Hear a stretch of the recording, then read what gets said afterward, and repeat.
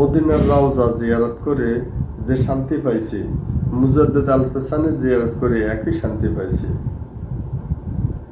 এই কথাটি ঠিক কিনা? আমি তার উত্তরে বলছি যে এই কথাটা এটা জঘন্য একটা গাঁজা করি, মিথ্যা। এটা একটা ডাহা মিথ্যা ছাড়া আর কিছুই নয়।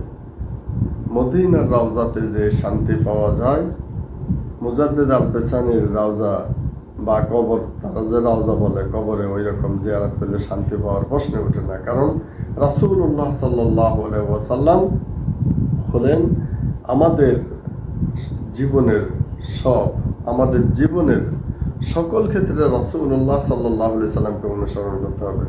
মুজাদ্দেদ আল পেছানি রহমতুল্লাহ আলাইহিকে স্মরণ করতে হবে না, ওনাকে স্মরণ করতে হবে। এটা বাধ্যবাধকতা নয়, বাধ্যবাধকতা হলো রাসূলুল্লাহ সাল্লাল্লাহু আলাইহি সাল্লামকে অনুসরণ করা। আল্লাহ সুবহানাহু ওয়া তাআলা পবিত্র কোরআন হাকিমে বিভিন্ন আয়াতে এই কথা বলেছেন, মা আতাকুমুর রাসূলু ফাখুযুহু ওয়া মা নাহাকুম আনহু ফান্তাহু।